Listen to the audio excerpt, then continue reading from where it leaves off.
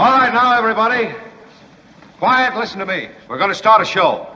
Now, some of you people have been with me before. You know it's going to be a tough grind, but we're going to have a show.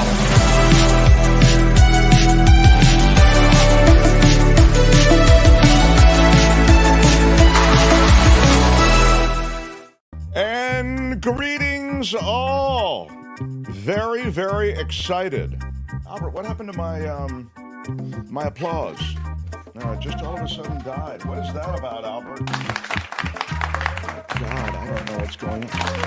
There's another one. I don't know, Albert. It's been one of those mornings, Albert. I don't know what to do. I really don't. You know, they do this to me all the time. I don't know what the hell they do it for. I just don't understand why I can't get a little bit of respect around here. And I image is hideous. What happened to the pictures I was supposed to see this week? And what happened to the pictures I was supposed to see this week? This is Casey Kasem in Hollywood. And everything sucks. And it's nice to see you. All right, now listen. I'm taking control of this courtroom, and we have a terrific show today. David Katz, the award winner. You've heard him on London radio. You've seen him on BBC. You've seen him on Fox 5 in New York, on CBS in Los Angeles, on Fox and CBS in San Francisco, on KCBS in San Francisco. You get the idea, don't you? Do you guys get the idea? Do you, or should I go on? What? I can go on. You've also seen him on national Fox News programs. Well, he will join us today. He is a brilliant legal mind, and he will decode what's going on in the Trump trial. Also answer a question that Kim had yesterday. I took a shot at answering it, and I think I was right in the part that I could weigh in on.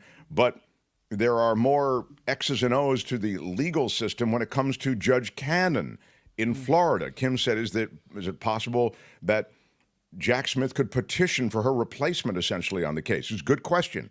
And I was suggesting yesterday that that would take too long, even if you could do it, and maybe you can do it. But you need this done before the election, because obviously when Trump is elected, he'll just make that case, the documents case, go away. So we'll ask him specifically about that. So please remind me. That's one of the things I'm doing, is repeating it so that you guys will remind me that we need to ask him about that. He'll join us in the second hour of the show. This is a 2-hour fabulous extravaganza, and you are so lucky to be here. If you're one of our regulars, you know we have fun, we get deadly serious, and it's full of pathos, pain, and emotion, this show. It is. And it's also full of hope and magic. And yesterday, we had a troll that we had to drag outside and put on timeout. And he's been red carded. I'm not even going to mention his name. Mm-hmm. He was red carded for insulting a guest. No one insults a guest on this show except me. Good day, sir. Pamela Kirby, early on here, with a $5 super chat. Big shout out. She says, thanks for giving a timeout to the trolls yesterday. MT show has outstanding guests and do not deserve ignorant personal attacks. Right. Correct, Pamela. Thank you for appreciating my appreciation of our guests. I also wanted to note, I believe there was there's an email I want to get to as well. And before I do, I want to make sure that we're clear in the chat. I have a lot to get to. Yeah, I will get to Stormy Daniels on the stand. Obviously, we're going to make that the focus of a lot of conversation with David Katz, because that's the legal part of our show that really begins in the second hour. But we've got some stuff for you in the first hour as well. I'll also touch on the Marjorie Taylor Greene takedown that essentially she suffered at the hands of her own party. She may be done in terms of relevance in a broader sense than just her little district, where she can be reelected forever because of gerrymandering. And she does play to that choir, But we'll talk about that in a moment. I'd like to get right into it. We're a crowd-funded show, so every time I see a super sticker, I give it a shout-out. Big shout-out. Lucy McAllister. What up, Lucy McAllister? Love the last name. It is not quite spelled the same way, is it, Kim? No, it's missing a C. She's McAllister. I'm McCallister. Have you ever thought about dropping a C, Kim? Big shout I out. have. You know, the street in San Francisco only has one C. So, No. yeah. I mean, do you feel that would dishonor your family in some way? It's do you kind of feel- heavy carrying around that extra C. I mean, maybe you could drop the C, you and Lucy have then the same spelling. You have the same spelling as the street. I'm just saying there may be, I mean, who knows what other upsides? Those are just the ones that come to mind. Yeah, yeah. I don't know. I'm thinking Ooh, it's a wild idea, but it just might work. it is a wild idea. No. Is there any kind of fundraising that we could do here that would get you to drop the C? What if I did a fundraising and all the money went, every dollar of the money went to you and your family? What would it take for you to drop that C? I'm kind of attached to the C, I think. Oh, so you're saying Yeah. for no amount of money would you drop the C? No, it's the family C. Yeah. Everything has a price, though, right? Thank you, Albert. That's exactly right. Of course, Albert is right, and of course, Kim is once again. Albert, thank I you. might drop the C for maybe 5 million. 5 million? That's Yeah. a lot. That's 5 mils. Oh Yeah. my Yeah, God, I'd that's be happy for 1 mil. ridiculous. I would drop the M and the C for 5 million. Are you kidding? I swear to God, I would change the whole thing. 5 I million. would the chat choose my last name at that point. Yeah, exactly. I've been thinking a lot about payouts lately. You know, looking at Stormy, all that she's gone through for a measly 130K. Well, she, and this is one of the things that the defense could have done. We'll talk about the money, but they could have made a big thing of the money she's made off of this. But it wasn't just the measly 130K. But that said, she also got hit with that $500,000 judgment she has to pay to Trump, which has to be the worst check that you ever need to write. So I'm not suggesting that she has a good deal at all, but it's more than just the 130. There definitely is a lot of money being pushed back and forth. Which one should she drop is the question being asked by Trevor Starr. Little C or big C? Yeah, I don't know. Yeah, I don't either. Well, it means son of Alistair. That's what it means. Scottish. Different ways to spell McAllister, too. I'm a Scottish viewer, says Les. Interesting. Hey, Les.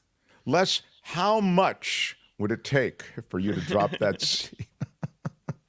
I don't know. Yeah. I guess I'm much more of a sellout than the rest of you. I mean, we're all part of the same clan.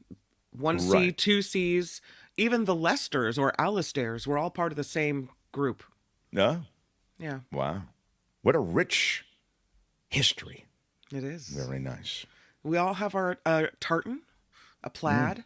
Yeah. And then one day, somebody came up with $5 million. And she changed her name. Oh, I love that thought.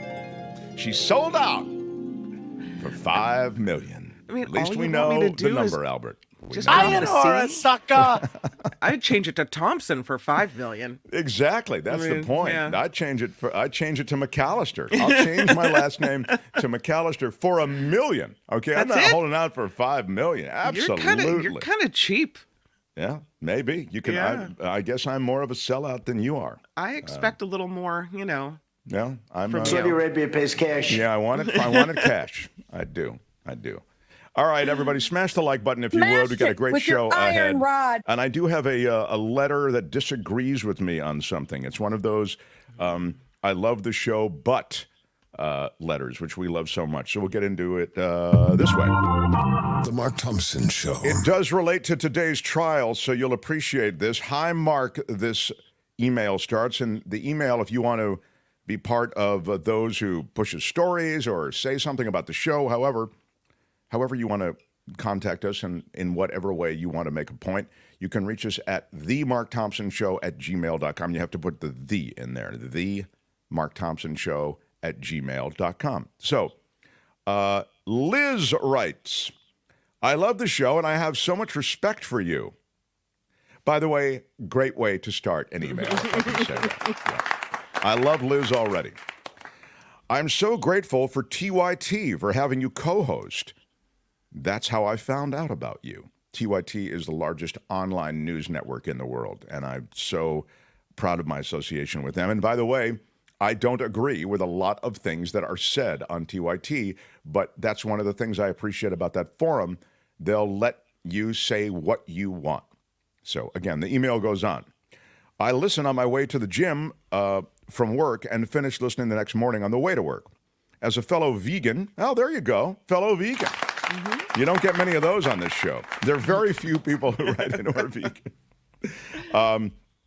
I appreciate your integration of animals into the show and your like-minded comments about animals as sentient beings.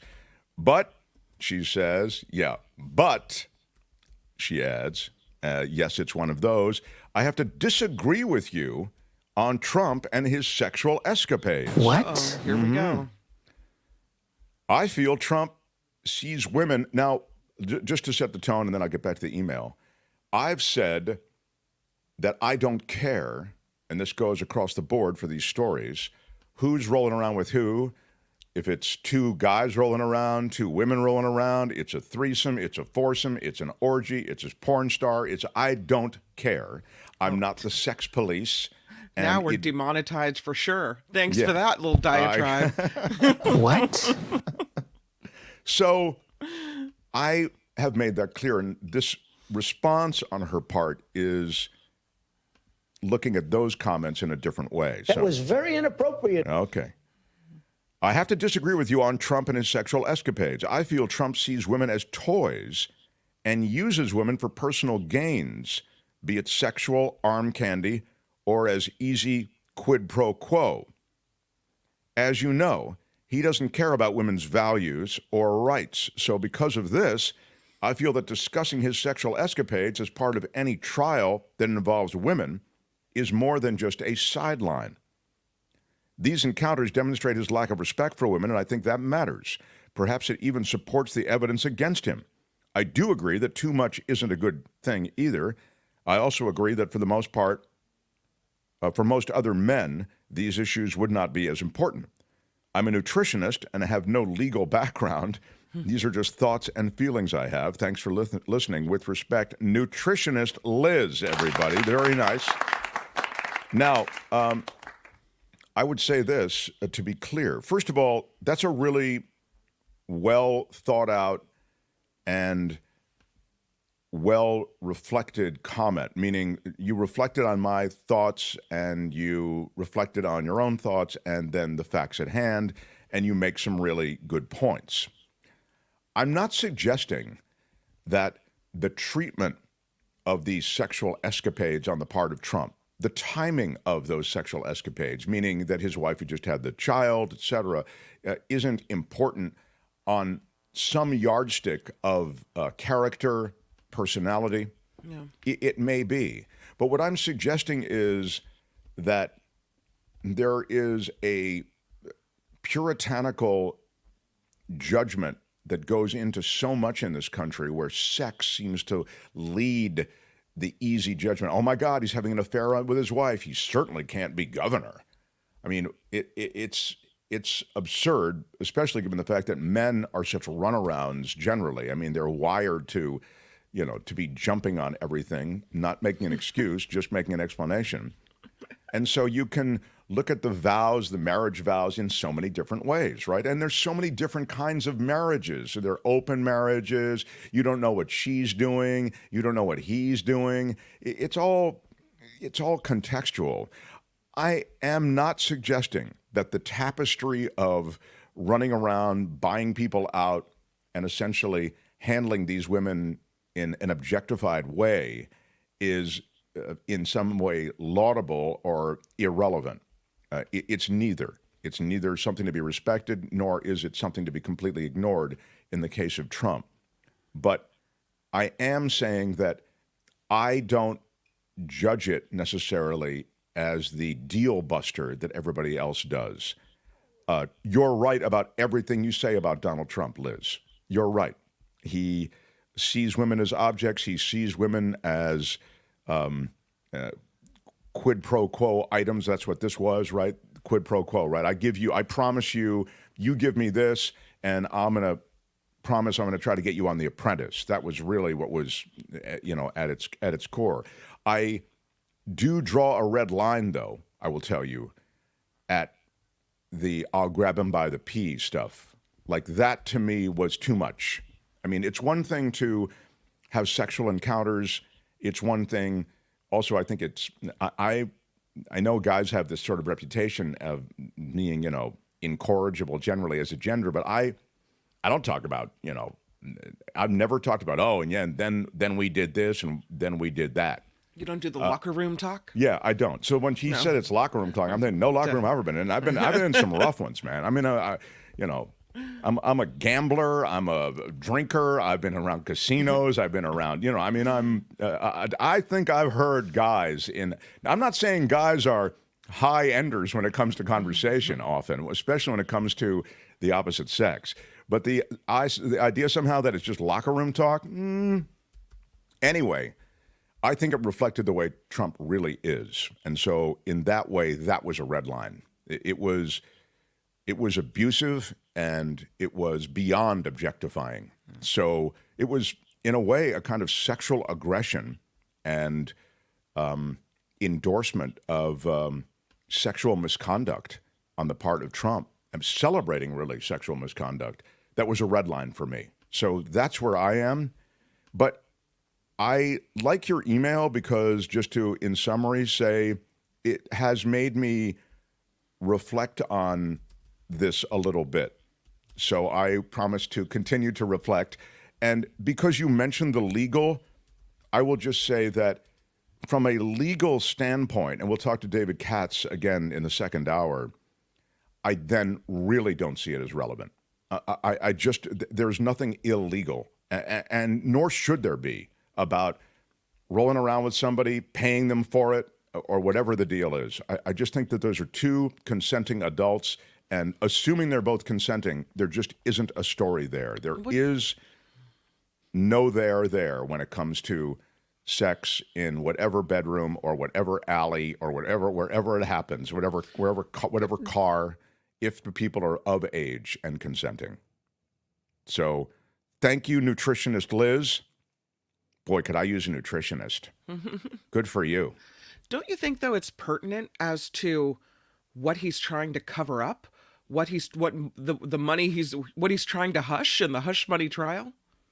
Oh, I mean, it's pertinent. I'm not saying, I'm just talking about in terms of my judgment of it. Oh, it's absolutely pertinent. I mean, he's paying to keep the word about it from getting out. It was clearly an effort to shut up this person so that the word didn't get out and do political damage to him. It was happening on the heels of that other thing, grab him by the pee. So he didn't want this to get out. It's very relevant. It's just, I'm suggesting from a judgment standpoint, I'm not, again, I'm not the sex police. So it's, the legal part of it is much different. And by the way, last thing, and then we'll get to the trial and Marjorie Taylor Greene, as I say, David Katz in a bigger way in the second hour. But the reality is it's not, as we've said, about the sex act at all with Stormy Daniels. This is all about the payoff and then the changing the books and the desire to keep this thing quiet so that it wouldn't do political damage. So you have to establish that it happened, or at least that he wants to keep the rumor out there that it did, because he's saying, it didn't happen. That's what a lot of the testimony today was about. His lawyer is sort of playing to him, suggesting, even in the questioning, that somehow it didn't happen. You say you had sex with, as though, dude, your client wrote a check and set up a whole complex way to keep this woman quiet. What, about a sex act that never happened? It seems like a stretch. Anyway, thanks for the email, and thanks for the nice words, and thank you for giving me something to think about, because I will. I'll think about it. So, The Mark Thompson Show. It's another day on the stand for Stormy. She is done now, though. She really, on some level, was the corroborating witness to talk about the original act that produced all of this. But it's all in the money. That's why I was saying that what happened is relevant, but it's not the key thing. The key thing is the payoffs, the checks, the Michael Cohen, all the rest. The controller, the guy who was the guy who was watching all the money at the Trump organization. These are the key people. So nonetheless, they're trying to smear Stormy Daniels as she testifies today. And she's just concluded her testimony. Albert, play a little bit of the panel. This is a CNN panel talking about the cross-examination, the fact that Stormy Daniels really clapped back. She did not let them come after her and brutalize her on the stand the way so many attorneys do on cross. Go ahead. Going over, Laura, this decision to call Stormy Daniels, strip club tour, the Make America Horny Again tour.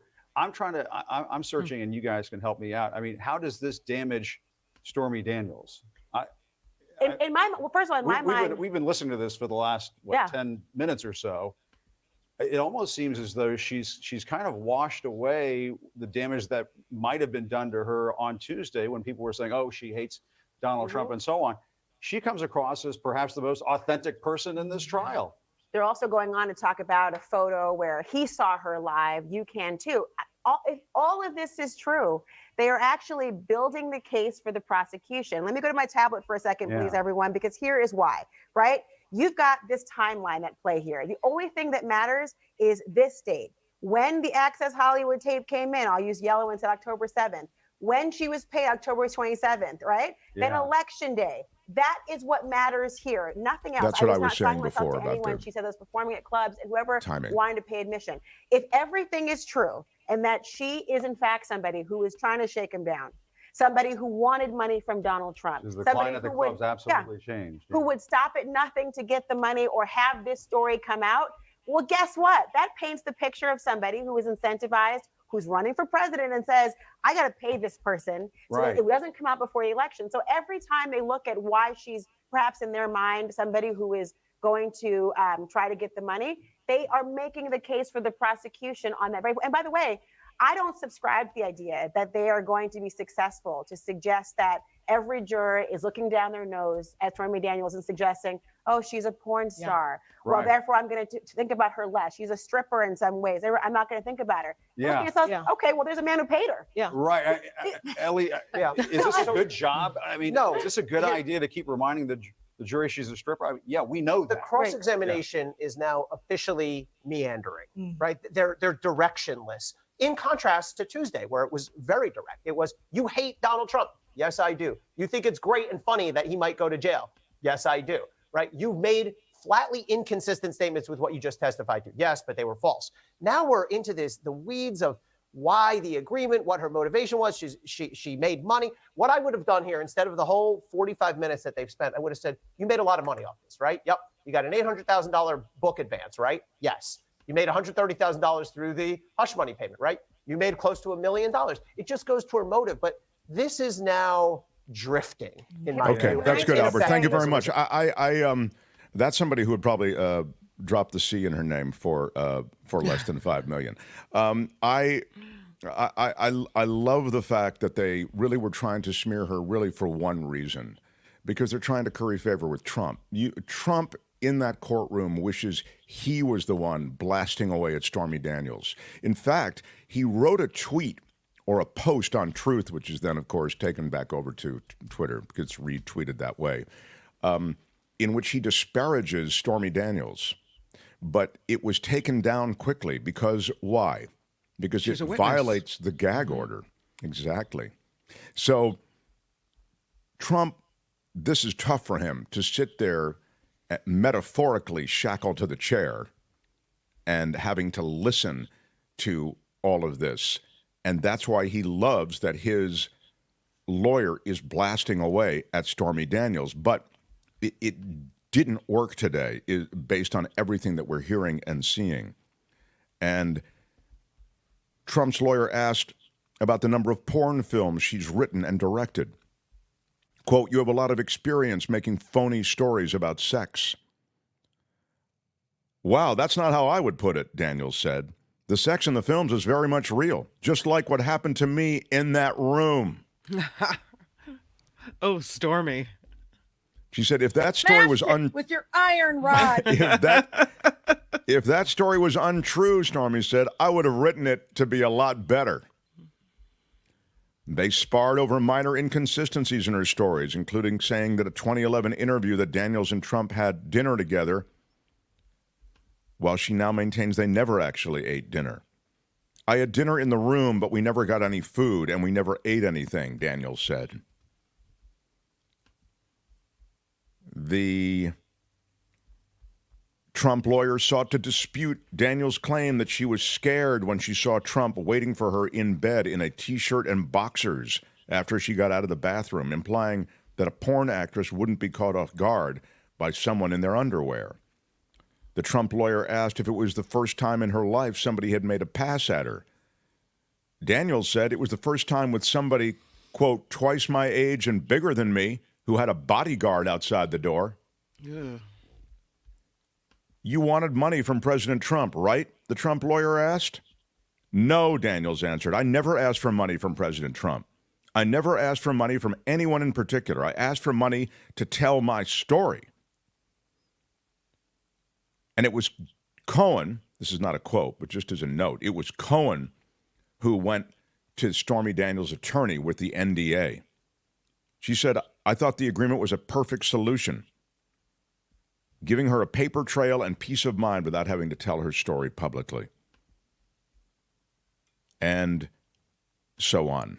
We'll talk about this more with David Katz, but it was a good day for Stormy Daniels to essentially, blast back at a cross-examination, which is going after her reputation, meaning somehow suggesting that she's a tawdry porn actress, and as a result, she's just, trashy and a piece of trash that you can't necessarily take seriously. I mean, that's really what was going on here. They're just trying to dirty her up. They call her a stripper.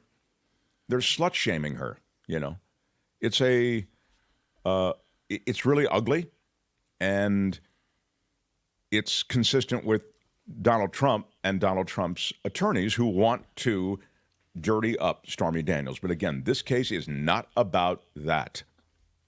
This case is about the money, where it came from, how it was noted, and then what it was for. That is what this is all about. What's beautiful about Stormy Daniels is how they thought they could just steamroll her, right? And they thought they could just dirty her up. And she's not stupid. I think they found somebody a little more formidable than they had thought. Right. I think that's exactly right. Mm-hmm. Isn't she saying I see this in the chat. Is she saying she's not a prostitute? I think she's not a prostitute, Doug. We're all prostitutes on some level. But not in the sense that she doesn't have a shingle out front saying, pay me this and I'll do that. In fact, there was no money associated with the sex act. So I would say she's not a prostitute. I'm not trying to defend her. But I am trying to answer it. And I'm also not trying to smear her perhaps the way that she might be smeared. Technically, a prostitute will have sex with anyone for money, right? Any person off the street. But a porn star is paid specifically to have sex with other porn stars in movies. So I think you're still selling sex, but it's in a different way. Right. Exactly right. You're in the sex business without question. Mm-hmm. And look, she was on a strip tour, and she was trying to maximize her moment as her profile was elevated as a result of the association with Trump. Yeah. She really wanted to be on The Apprentice. And that was what was clear based on other testimony. And Trump held that out as a possibility. He even said, I get one choice. And I think you might be good on The Apprentice. That's so skeezy. To hold a job over someone in exchange for sex. It's so guy to do. It's so man. It's so male. It's not forcing like Weinstein, but it's Weinsteinish in that, you're luring and dangling jobs over their heads. It's a very, it's a typical, honestly, it's something happening for decades where, look, directors do it with actresses. The casting couch is part of that. That whole thing, producers, as you say, Weinstein. Daniel Martin says, formidable might be a ding word. Yeah. Thank you, Daniel. Agree. It's funny. I say formidable. I notice Kim says, what do you say? Formidable, you say? Formidable, yeah. Albert, before I ding it, I wonder if you could check, is it formidable or is it formidable? I say formidable. Google it. And I'm guessing because Yeah, I say formidable, that's the right way to say it. Formidable, because as you know, I don't make mistakes about that kind of thing. Do you know who I am? Yes. I'm kind of a big When it deal. comes You to, did spend some time studying in Oxford too, so you. I did study at Oxford. Thank you for mentioning it. Say it like a Albert. Brit. Maybe that's Now what you I do. say I'll bet the Brits might say it the way you do, formidable. But I believe it's formidable. How do you say it, Albert? What is it? Formidable. Again? I don't know if Google has it right either. They're just making a new pronunciation. Formidable. Formidable. Yeah.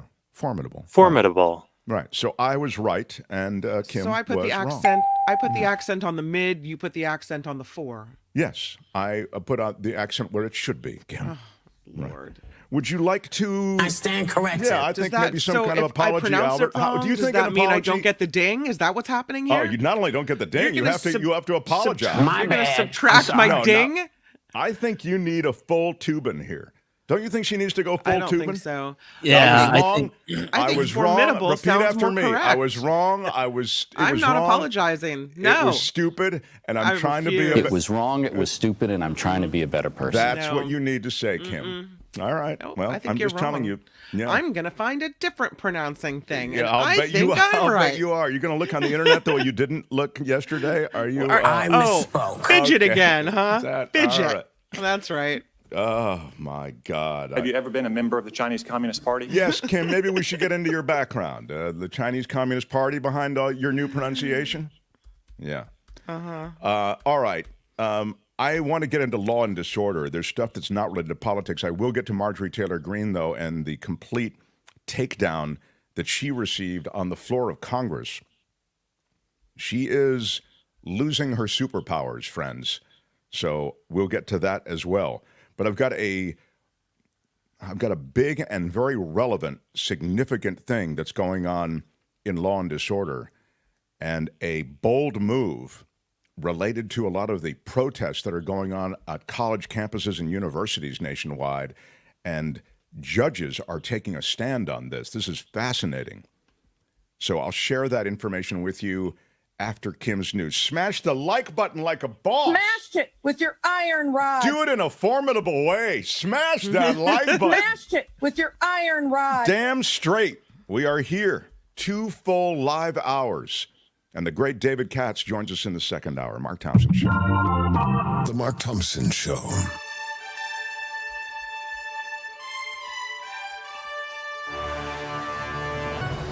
On the Mark Thompson Show, I'm Kim McAllister. This report sponsored by CoachellaValleyCoffee.com.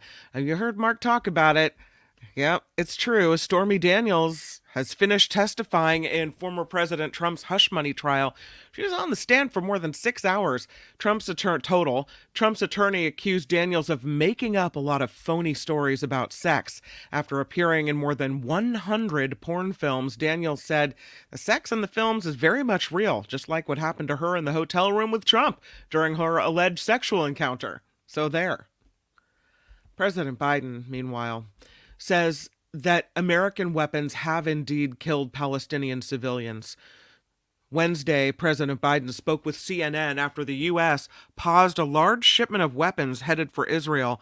He said civilians have been killed in Gaza as a consequence of those bombs and other ways in which Israel goes after population centers. President Biden says that if the Israeli military decides to launch a ground offensive in Rafah, where more than 1 million people have been forced to flee, the United States will not supply them with weapons anymore. A California law that gives researchers access to gun owners' data will stay in place. This is important. The Ninth Circuit Court of Appeals dismissing a lawsuit filed on behalf of gun owners in California. The gun owners said it violates their Second Amendment right and the right to privacy because it provides their names and biographical information to researchers. Researchers at UC Davis, who've done some amazing work, say they're studying gun violence here. So, done. They get the information and it keeps coming to them. Well, the data's been tough to come by, so that's actually, you're right, a significant story. because the data on gun violence in this country is suppressed in all kinds of ways.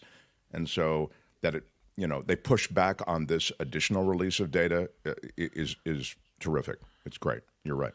What the work that they're doing at UC Davis, they're one of the leading institutions for gun violence research.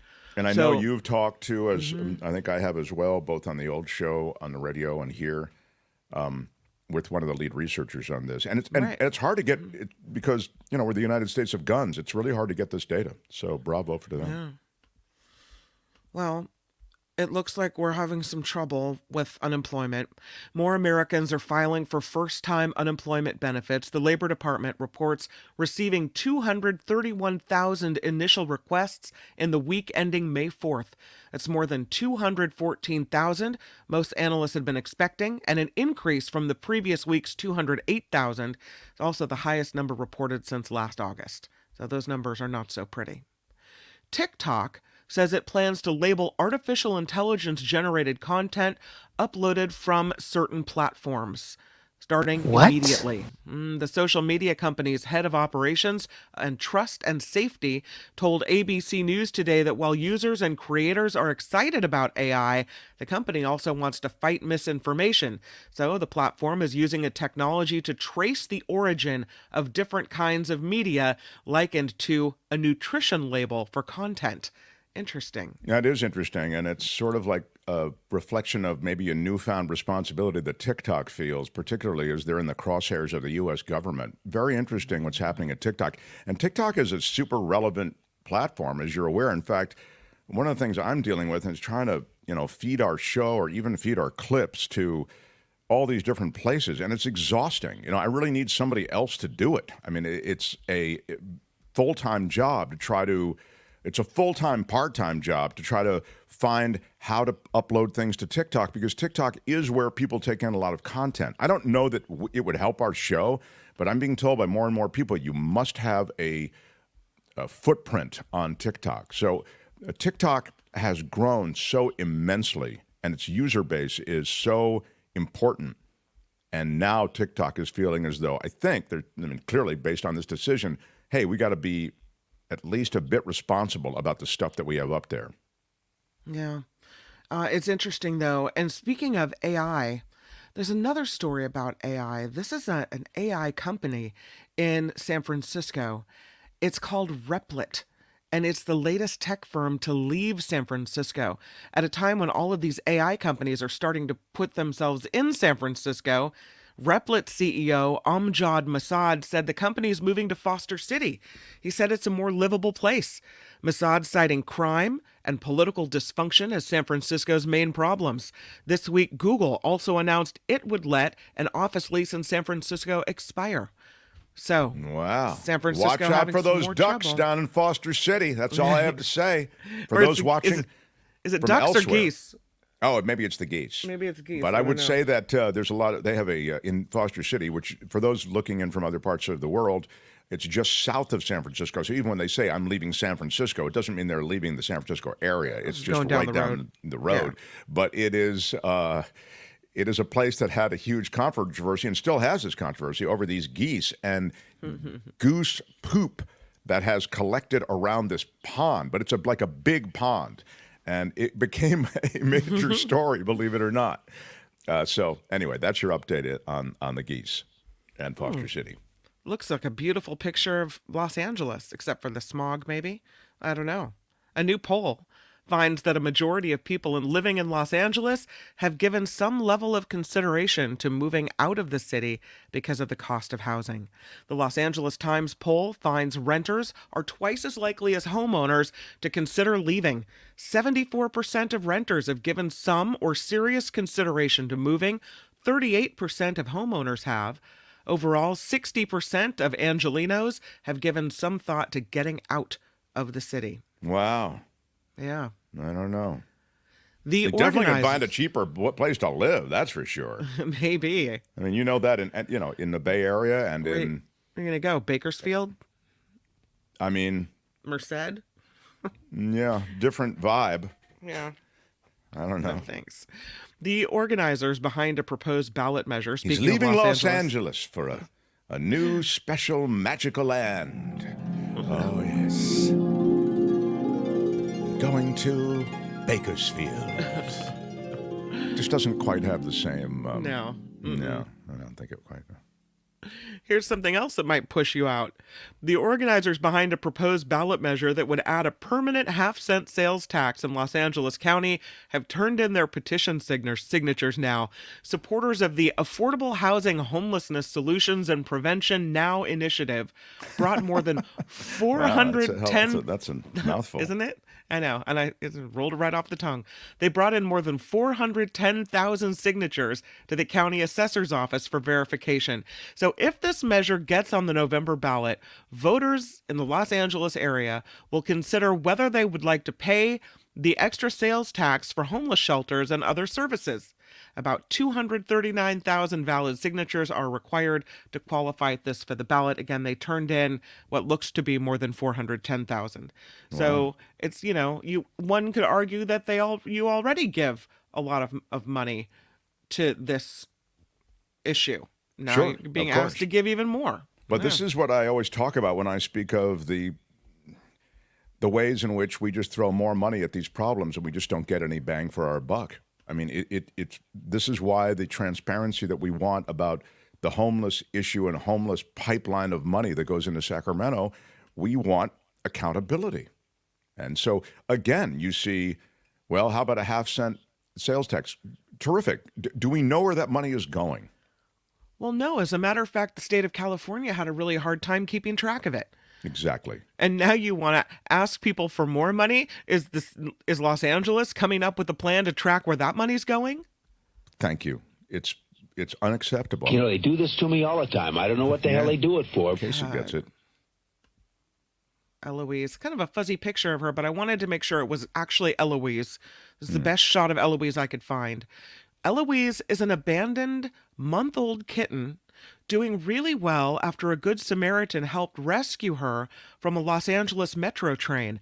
Passengers noticed this small kitty on the Metro Green Line on Monday. One of the passengers was able to collect Eloise and see that she was safely taken to the SPCA South Bay Pet Adoption Center in Hawthorne. The medical staff there examined her, named her Eloise, and today that 1-pound white tabby with 3 gray dots on her coat lives with a volunteer foster family. She'll stay there until she's old enough to be adopted by her forever family. I think Eloise, I put the story in because I think you need her. I can't really accommodate another cat right now.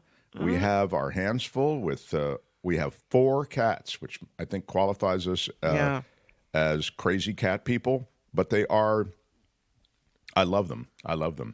Even as my dad struggles with health problems, it's my big boy, Charlie, who I'm not most concerned with, but I'm just, it just breaks my heart. Like, I wish I could communicate with him. There's something about the connection to and also the innocence, and the inability to see what's happening with these sweet creatures. So I applaud anybody who can love them all the way through their lives, even as they start to enter into old age or through whatever health problems they have. It's terrific that this little thing found a home. Very sweet. This report, sponsored by CoachellaValleyCoffee.com. I don't like sweet news normally, but I really embrace it, Kim. Thank you. Yeah, you're welcome. I usually like the stuff that reflects the dark side of man. And See, I was the thinking awfulness of human species, which is everywhere, Kim. It's everywhere. I was thinking your cats are getting older. It might make sense to bring in the month-old kitten. Why not? Because there's nothing that seniors like more than bringing in a bunch of kids to start running around the house. That would be, just think about that. Yeah. This report, sponsored by CoachellaValleyCoffee.com, it really is a place to pamper yourself. Get yourself the good stuff. Yes, and don't forget to get your 10% discount by entering Mark T at checkout in the code section. Mark T all together. There you go. Mark T right there, and you get your 10% discount. It's CoachellaValleyCoffee.com. You get the coffee, the espresso, the tea. I love it. I'm drinking it right now, and let me just say, there's nothing. Oh yes, it's another takes me to another place. I rather like it. That really sounds very magical. Yes, Yeah. I love my new magical sounds, as you can tell. I cannot stop playing my new magical sounds, and I need another sip of my Coachella Valley coffee. Hold on. Is that, that should be the sound every time you take a sip of coffee. That should be the sound. You know what? That is a great idea, Kim. Yeah. Yeah. That is the first great idea that Kim has ever had on this show. What? I am... Again, Who is having that conversation? All I'm saying is it was a very good idea. Yeah. There's never been anything like this. There really hasn't. It was like a compliment delivered with a slap, honestly. Oh, my God. Yeah, it's true. I think you're right about that. Yeah. CoachellaValleyCoffee.com. I'm Kim McAllister. This is The Mark Thompson Show. They had to close down an entire radio station to silence him. And now he's here. Ladies and gentlemen, Mark Thompson.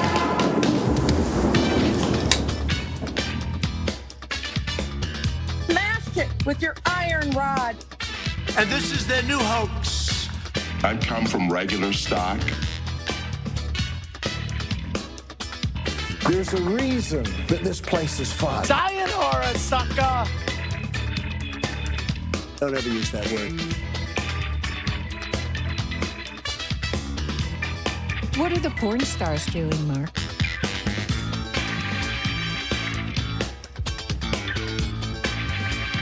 They pay me a lot of money for having attitude.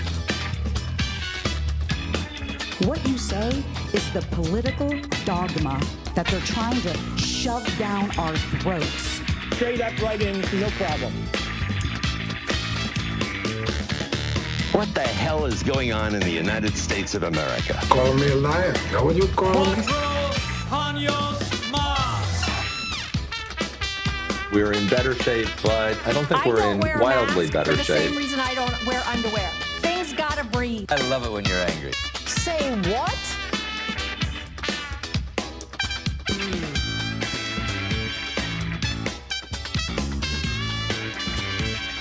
Do you have a secret talent? You get nothing. The science is ridiculous. Y'all can all go to hell, and I'm going back to Texas. Out of time. Bye-bye. Did you really just do that? You're down to 5% battery. Yes, it is great to have you all here. We are happy on Thursdays. We'll be welcoming in David Katz. I want to thank you to our Patreon and PayPal supporters. A special big shout out. Big shout out. If you haven't checked out our Patreon and PayPal pages, please do. There are hot links to both Patreon and PayPal underneath any one of our videos. Or, alternatively, you can visit our website, themarkthompsonshow.com. Themarkthompsonshow.com. You have to put themarkthompsonshow.com because if you just put in markthompsonshow.com, it takes you to a Christian ventriloquist. And as I've said, I actually am intrigued by a Christian ventriloquist. I have no problem with a Christian ventriloquist. I might even book a Christian ventriloquist for a birthday party or something, but it doesn't help the show, and that's why I need you to go themarkthompsonshow.com if you want to go there. But you can, as I say, you can use the links that are below every video, Patreon and PayPal. We're crowdfunded, so you'll indulge me, again, just to give it a mention. And obviously, super stickers and super chats really help. Hey, by the way, speaking of that, after hours, people will contribute things. They'll see a video, and they'll really like it, and they'll throw us something, or they'll just find an opportunity to throw us a couple of dollars. And Candace threw us $10 Oh, that's nice. on a video just yesterday. A big shout out to Candace. Big shout out. Yeah. Thank you for that. I thank you in the app, but I also wanted to give you a little shout out here on the show, Candace. And, tomorrow I want to show you this picture of, I emceed that event. And Donna Mills was there. Did I mention this the other day? No.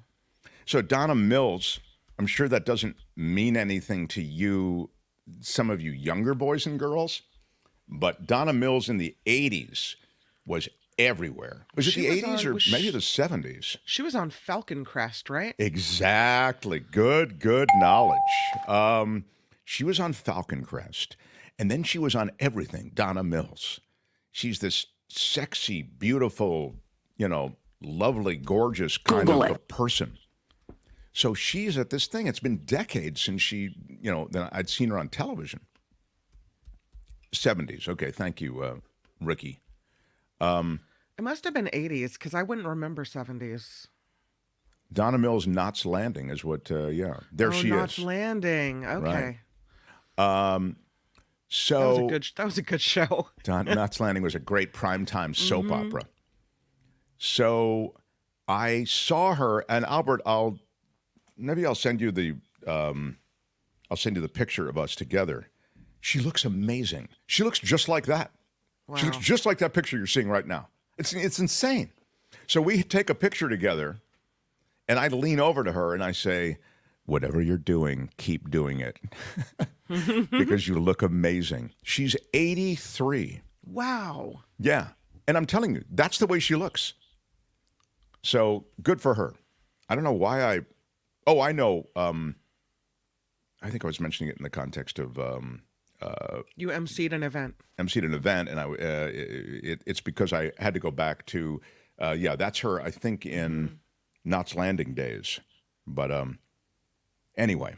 Albert, do I have time for thank you and Donna Mills fans everywhere? Shout out, and it was a lot of fun to meet her and see her and hang out a little bit. Let's get into some law and disorder, or would you prefer That's Rich, Albert? I leave it to you. That's Rich to lighten stuff up. We're gonna head back into the weeds of everything going on with the cross-examination. So this is why Albert is making the big money, because he makes the big decisions. Albert, thank you. All right. So without any further delay, although sometimes delaying can be so much fun, we will do it now at Albert's request. We like to keep track of where the money's going. This is That's Rich. Who are they? The top 1/10 of 1%. What are they like? These people are so posh and snobby, they're snotty. That's Rich on the Mark Thompson Show. And boy, oh boy, it is pretty wild when you see floating wealth right in San Francisco Bay. It's happened. A $75 million yacht owned by a tech billionaire floats into San Francisco Bay. That's a super yacht. That is. It's the founder or co-founder of WhatsApp, the communication platform, right? Totally encrypted communication platform. That's the way Jared Kushner talked to MBS on WhatsApp. Jan Koum, the Ukraine-born billionaire super yacht spotted in the San Francisco Bay. Its presence confirmed by ship tracking websites. It is a monstrous ride. It's called Mogambo. There he is, Jan. The custom-built ship is more than 240 feet long. Sold to him for $75 million back in 2012. There it is. It holds 17 crew members. It can also sleep up to a dozen guests and goes almost 20 miles an hour at top speed. There's an onboard elevator, a swimming pool, wow, and several toys, they call them, available for use, including 4 jet skis. The yacht is available for charter. How much to charter this magnificent yacht? How much do you think it costs to charter this super yacht? Again. Per month, per day, per what? That is a good question, and it is per week that you can rent it. I mean, you could get it for a month, but they're only going to charge you per week. What do you think? 430K. Go ahead and put some up there if you would, Kim. I'm going to do a quick, I have to do a conversion here. Gordon says $1 million a week. John says 100K. Trevor Starr says 11,780. 200 a week, says Scott. Julie at 500 a week. Josh also says 500 a week. That's a popular one. 500K a week. 500K a week. Okay. 500K a week. 350K a week, says Doug. Yeah. Hefe says 250K a week. Yeah. Oh, 35,000 a week for John Watson. 35,000 a week? I don't even think you can rent a jet ski on that thing for 35,000, John. 25,000 says John Slade. Yeah. The actual retail price to rent this super yacht for 1 week, $646,827. Wow. Yeah, that's a serious chunk of change, but if you've got it, you can't take it with you. Live it up. Dennis says calling it a charter makes it a deductible business. Oh, maybe that's why. Wow. I was wondering. That is, that's terrific. Well, ooh, it's a wild idea, but it just might work. Quite a charter. Quite a charter. Blue Spark says, it's just okay. Not to brag, but I have a vintage 12-foot camp trailer with a new fridge. Just saying. You rent that out there, Blue Spark? Yeah. What's the weekly rate on that? Drew Barrymore is listing her Hamptons estate. It's a sprawling property converted from a 1920 barn located less than a mile from the beach. She's 49 years old. That cute Drew Barrymore movie, Kim, do you know? E.T. Exactly right. She acquired the sprawling property in Sagaponack, New York in 2019. She paid $5.5 million for it. She has since embarked on a renovation of the 1.7-acre estate, located in an area lush with trees and gardens, less than a mile from the beach. It's quite a sprawling place, as I mentioned, 1.7 acres, along with the main house, which boasts 7 bedrooms and 5 bathrooms. Nice. Way to go, Drew. The spread also includes a 1-bedroom, 1-bathroom guest house. Yes. The new owners will be able to also enjoy the delights of a swimming pool and a bocce court. Nice. Wow, they've got a lot going on in Drew Barrymore land out there. Well, she wants a little bit more than she paid for it, and she's put a lot of money into it and some time into it. $5.5 million, you'll remember. She paid that in 2019. She wants $8.45 million for this lavish Hamptons offering, and Now, maybe it's right for you. She does her show out of New York, right? Right. I think so. So why would she want to sell her Hamptons place? I wonder if Yeah, her I think, show I'm is sure in she has a trouble. place in Manhattan. You know, I don't know. And she may be getting another place. Maybe. Mm-hmm. Sofia Vergara, meantime, she had a place in Beverly Hills, and she's finally found a buyer. She bought the house 10 years ago. She paid $10.6 million for it. She gave the interiors a contemporary refresh, as they call them, Kim. Mm-hmm. And she's finally sold it. It was first listed with a $20 million asking price. It's an 11,000 square foot Mediterranean villa-style manor. I'll tell you how much she sold it for in a moment. She had to slash that $20 million price. You know, that's always rough when the real estate agent has to sit down and go, Ms. Vergara, I know it's a beautiful place, but I think it's a little overpriced for the market right now.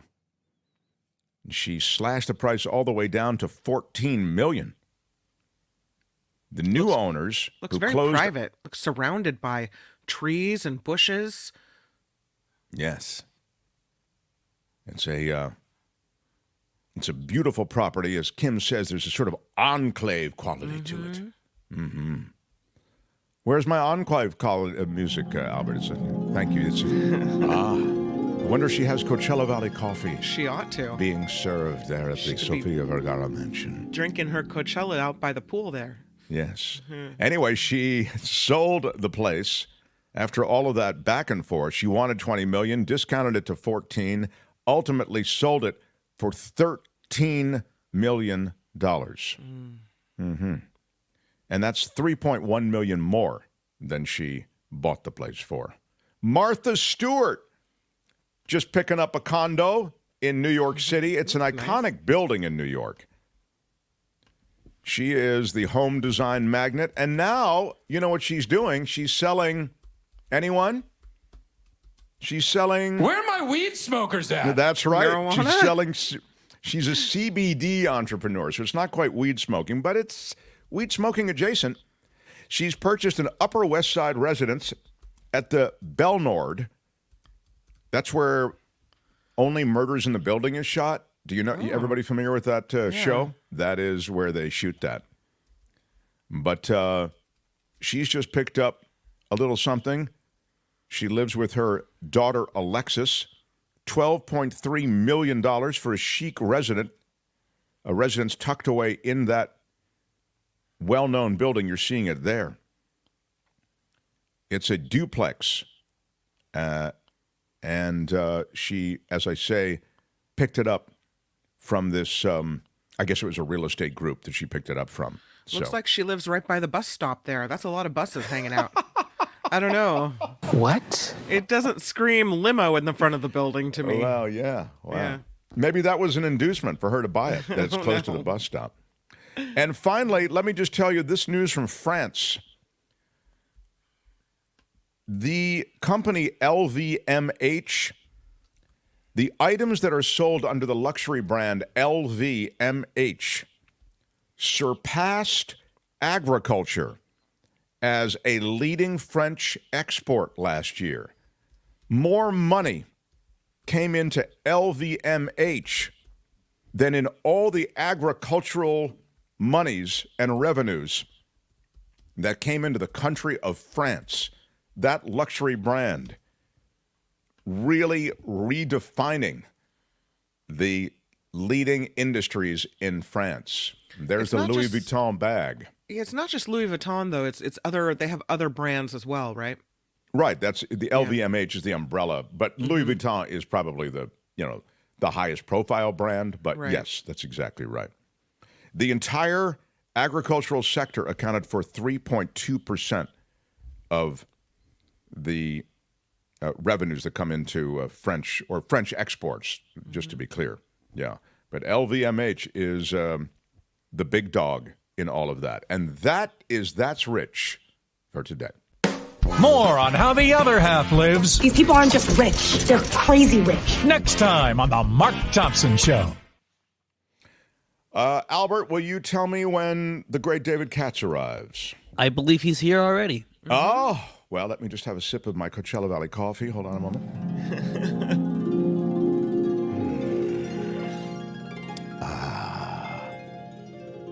I feel the magic.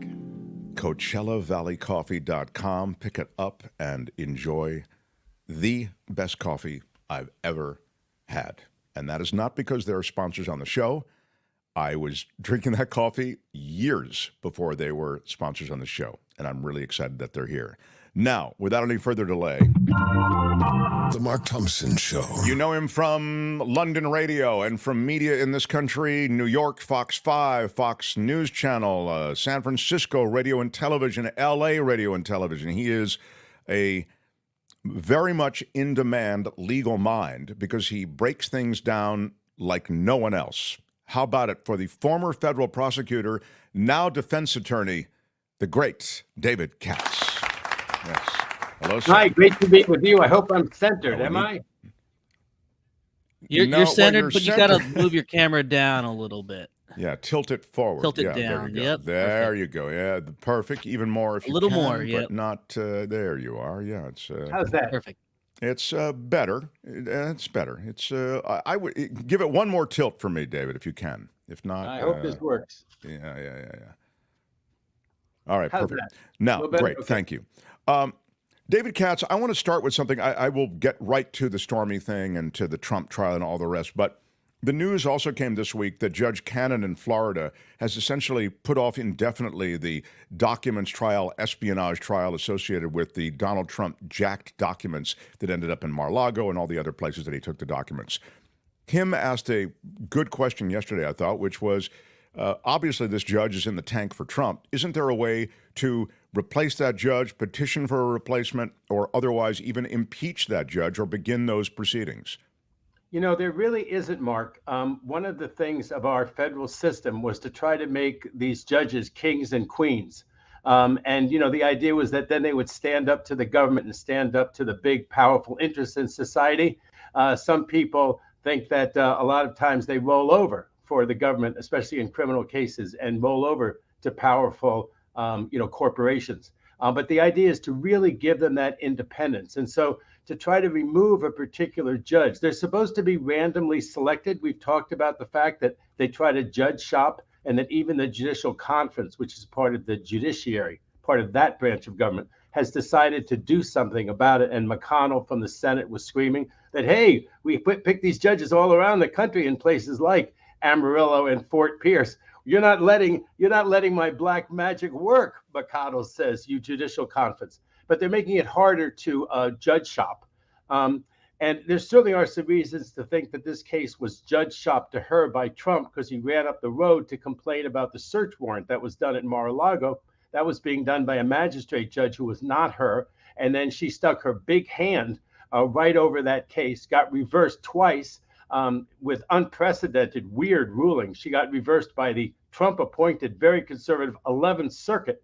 And now the idea is that she's walking on thin ice. But, and we've talked about this ad nauseum, that special prosecutor Smith brought the case down there, and he had a 1 in 3 chance of getting her, and he got her. And really and truly, now he's stuck with her unless one of two things probably happens. She makes a ruling which he can appeal to the 11th Circuit. And as part of the reversal, he says, you know, you're just going to send this case back to the same judge who's biased against our position. I could show it to this court, and the court will say, you know what, we are concerned about the bias of this judge, and so we're remanding it, but to a different judge. That's unusual in the federal system, and she has not given him any real raw meat that he can show third strike and she's out. She had these 2 other rulings she reversed, and, you know, by not ruling, she's kind of preventing him from some appeal. Now, he can also bring what's called a writ of mandate, where you say, this is an extraordinary situation that just has to be cured. Here's all the reasons why it's extraordinary.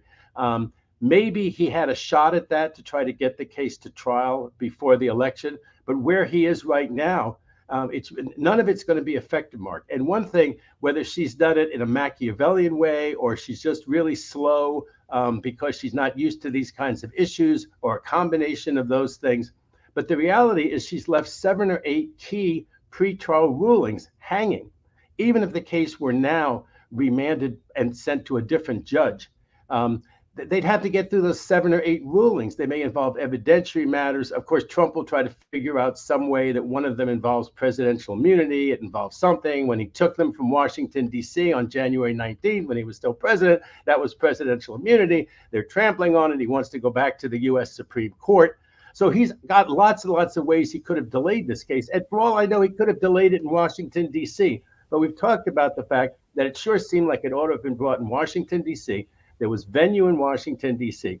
If his great desire was to convict these other 2, he could have charged the 2 of them in Washington, D.C. I believe that as part of that conspiracy, they knew and that overt acts were being done in Washington, D.C. They would have made their motion to the judge in Washington, D.C. Hey, change my venue down to Southern Florida. They would have won or lost. In my experience, I think they would have lost. Their appeal, I believe, would have lost. And if they were ultimately right, a jury has to find beyond a reasonable doubt as to those 2 that there's venue, as well as the other elements of the crime, Mark, that there's venue. So they might have gotten acquittal. You know what? If they'd have convicted Trump before the election of the documents case, the Mar-a-Lago case brought in Washington, D.C., and not convicted Nauta and the other guy, you know what I mean? I could have lived with that, Mark. Mark, I really could have lived with that.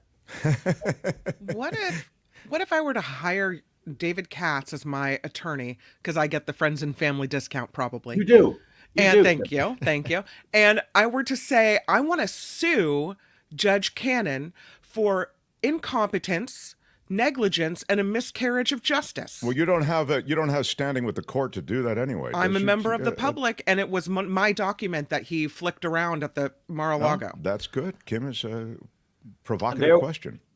There were a few judges in the Central District of California, now deceased. They would have made you a millionaire if you could have sued on that basis. No, bad case. You're not taking the case? No. And the reality is, judges have immunity. There is nothing that criminal defendant and some other people would like more in life than to sue the judge and the prosecutor on their case until hell freezes over, right? And you just really can't allow that. They have not just qualified immunity, but they have immunity. So very, very difficult. And saying someone's incompetent, saying that they're biased, they would say there's a system that's set up to do that. So you just wouldn't get anywhere. Now, if they waved around your document, okay, that's kind of sensitive because it's really unlikely to involve an individual. I mean, those things were much more than some, individual.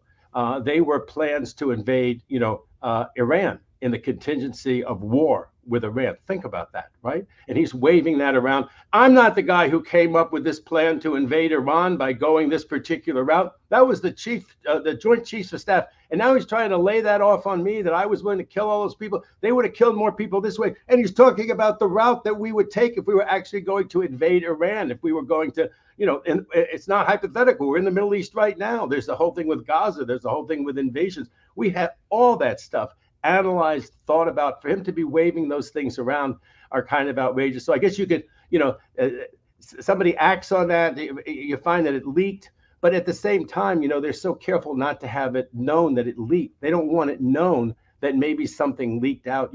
There was that thing where Trump was first in the White House in 2017, and he let all of those Russians run around in the Oval Office, and our own national security people weren't there, and all of the, what Reagan would have called the evil emperors. All the evil emperors were right there in the Oval Office with Trump. And it looked like they were looking around and stuff like that. And soon after that, it turned out we had somebody really near Putin, who was like in Putin's inner staff. And apparently we removed that person from Putin's inner staff right away because the national security people were worried that that's one of the things that they'd peeked at or they'd gotten, from Trump. So there's huge concerns about that, but they want it not to be known. So even if somehow you were prejudiced, Kim, you can imagine some hypothetical, they would have taken great pains that you wouldn't know about it. Oh, wow.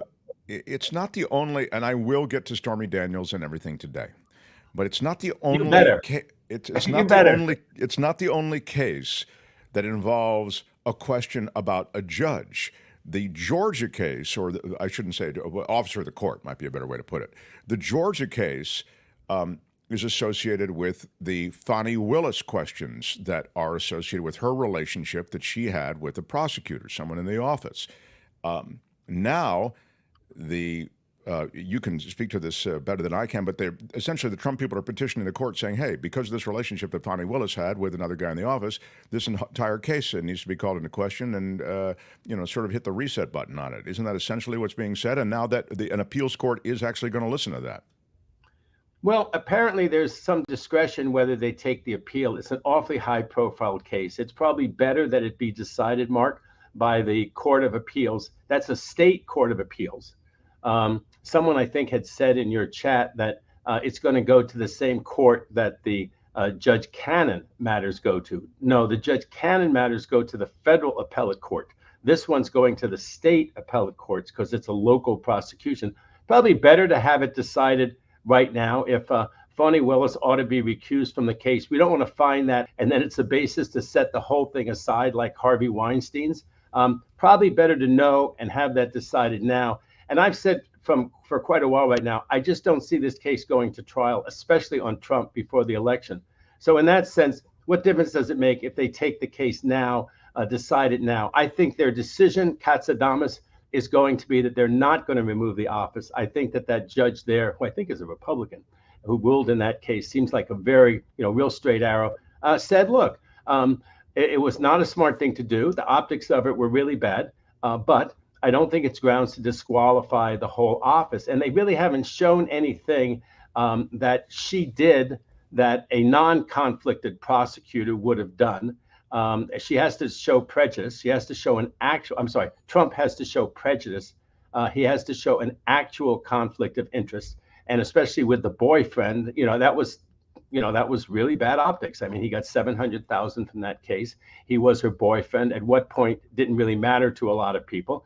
They should have exercised a whole lot better judgment than that. Having said that, the case is about Trump and interfering with the election. I didn't understand how it bleeds over into the Trump case at all. And trying to steal the election. This is the one where what they don't have in the New York City trial, they have a tape. They have him calling into Atlanta, remember calling into Raffensperger and saying, find me 11,000 more votes. And he didn't mean find them by legitimate means. He meant concoct them.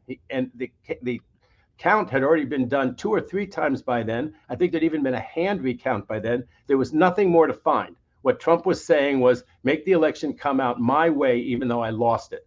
And you have that tape right there. You have an awful lot of evidence. All I can say about it is that knowing all of that, Mark, she could have avoided all of those problems. And it's ironic how it turned out, because the former governor, a Republican of Georgia, was really their first choice. And that boyfriend was the head of the search committee, and he didn't want to do it. And it's all the ironies of this case. What's the real reason he didn't want to do it? Because Trump is such a threatening person. The tweets he sends out, the menace that surrounds it. He said, look, I don't need it at this stage in my life to have a bodyguard the rest of my life. Other than that, had Trump been a normal person, a normal political actor, I mean, isn't that ironic? Isn't that sort of the wrong lesson? That probably that Republican governor would have taken on the job as special prosecutor, and we would have been spared all this Fawny and her boyfriend stuff. But we are where we are, and I think they're going to allow the case to go forward in the state court down there with Fawny. I've said for a long time, Fawny should not be the decision maker. She should run that office and not run this case, and put people who are totally independent. And at least she can argue in the court of public opinion. I had nothing to do with it. Whatever, and mean it. Get out of it. Have her top deputies make all the decisions in the case. That said, that case doesn't get done before the election, right? No way. Yeah. Not against Trump. Yeah, exactly. Remember, there's lots of other players. There's lots of other players, but they're not. Right, but you know. Right. So we're left with the only case that will actually get done before the election, and that looks like the case that's being prosecuted now in Manhattan. And so that's the case involving Stormy Daniels, involving the bookkeeping world of Donald Trump, involving payoffs, et cetera. Bring us up to speed.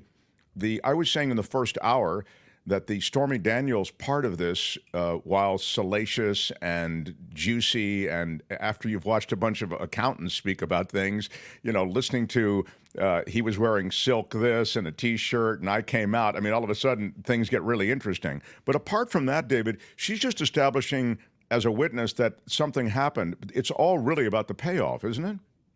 Legally, it doesn't matter whether something happened or it didn't happen.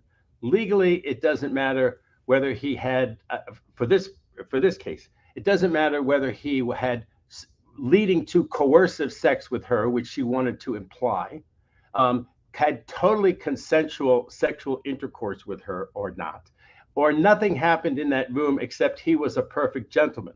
The point is that she claimed that they had had sexual intercourse in that room and that she was going to blab that a couple of weeks before the election. She took $130,000 not to blab that. No one that mattered knew about it. It was in something 10 years before that no one paid attention to. But that it didn't become a bombshell in the 2 weeks right before the election. Him and Hillary in 2016, he'd already had the Access Hollywood tape come out and really damage him in the eyes of suburban women and other people who were swing voters in that election.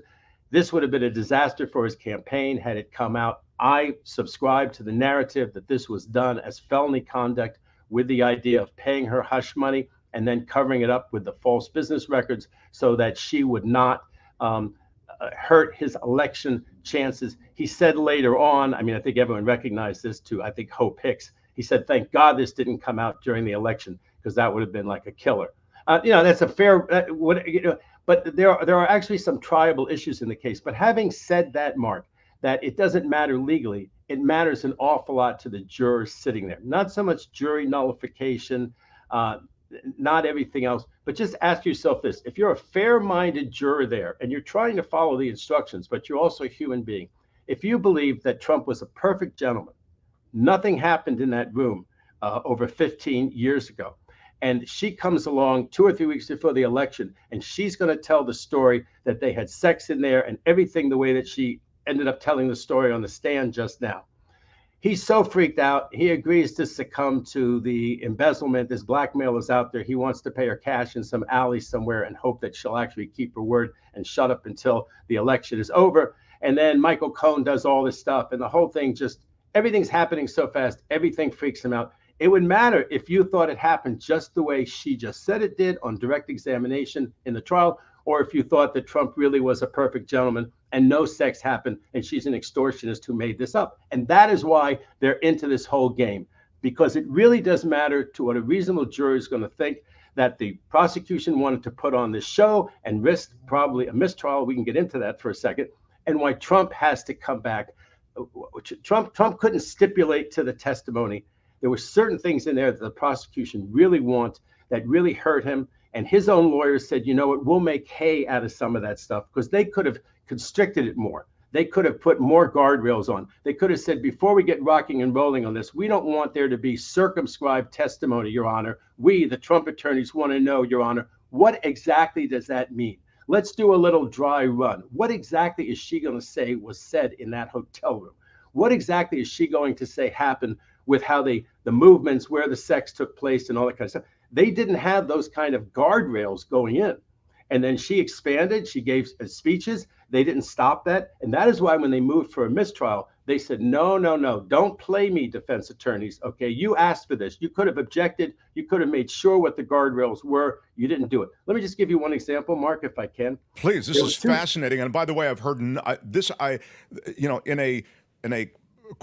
trial that has been dissected every which way and x-rayed every which way and analyzed every which way, I have not heard what you're hearing right now on this. So please go right ahead, David. Well, so much of it is political spin. I mean, it probably is going to have an impact on the election. These things that are happening right now. I would think, I'm not a political commentator, but I would think that this whole salacious display, the fact that she held up pretty well on the stand, I think that most people who paid attention thought it really did happen. The way she says pretty much, and Trump said the things that she said that he said. I think the first reaction that people who don't pay a lot of attention, the swing voters out there, I think it hurts Trump. So I think that, a lot of it goes through that prism.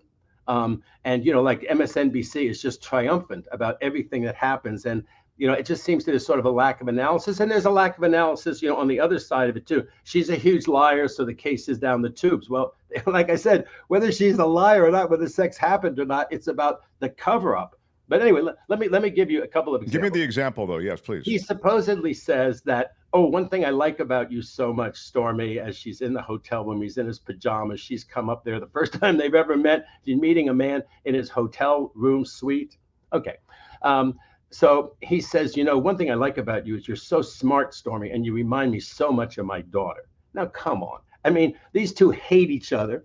Trump doesn't want that sitting out there. That feeds into that whole narrative about Trump, the one. So he's got to call her a liar, because they're going to press that forward, and he's going to call her a liar. She says that Trump says to her, obviously to woo her, that, Melania and I, we don't even sleep in the same bedroom. Well, that's not good for Trump. I mean, it makes it look kind of like, this thing is a sham. It's a marriage of convenience. All these things. She wanted to get a green card for her relatives more than she wanted anything else out of Trump. The whole narrative of the Melania-Trump transactional marriage, that doesn't help very much either, does it? But let me give you another example. She says, for instance, that we had sexual intercourse without him using a condom. He knew that she was a porn star who has sex with people, different people, random people, as the script and as her employment demands, all the time. Trump is going to argue she's a liar. I don't care how horny I would have been. There is no way I would have had sexual intercourse without a condom with someone who did porn all the time. No way. Didn't happen. If her story had been that something sexual went on, but I was not about to have sexual intercourse with her like that without a condom. So he is going to, the fact that he could have kept that out. He could have absolutely, his lawyers could have said, if they're going to get into all that kind of stuff. In fact, they were getting into the positions. They were getting into the, excuse my saying so, I don't mean the pun. They were getting into the missionary position in court when the judge said, stop. You say circumscribed. This is well beyond what I thought was going to be circumscribed. The judge actually had to stop it. The defense attorneys did not jump up when that started. Now, the defense attorneys will say in their spin, if we had objected so much, it would have looked like we were hiding something. We would have looked bad in front of the jury. But the way that you do that is you have a sidebar. You have a conference with the judge and say, look, let's set out the guideposts right here. And then these smart criminal defense attorneys, they would have been in contempt. They would have known very well where the guideposts were. And the prosecutor would have known, because the prosecutor, she went very up to the edge too. This was an interesting one. They were both women on both sides, and they were both named Susans. This is like, you have me and David K. Johnson. Remember a couple of nights we've had the two Davids. Yes. This trial had the two Susans. It had the two Susans. This is fascinating because, again, I've not really heard a drill down on this particular part of the angle that the defense might have taken. And because of the reputational damage potentially that you've sort of alluded to, which is that, the Melania relationship, the kind of sex they had, et cetera. I'm wondering just how the defense felt this was something that they wanted to allow in. Why? Is that an unforced error, essentially, that the defense did not exclude this kind of testimony that we've heard about the specifics, the concocted or real specifics of the actual sexual encounter? Well, at some point, Mark, if it's bad enough and it's prejudicial enough, a court of appeals might have a different view of this, and so they might reverse. And the defense attorneys are trying to. You remember in OJ, they had Dershowitz as their appellate attorney. It's like, we're not at the appeal stage, dudes. We're at the trial stage. But what Dershowitz was doing was looking for appellate issues, telling the trial attorneys, present it this way. Make sure you make the objection. Make an offer of proof. Show why you're being prejudiced, so that you can set up the argument for appeal. So it's been dealt with below, because basically if you don't object in the trial court and object properly, and even object on the proper basis, they'll say you haven't preserved it for appeal.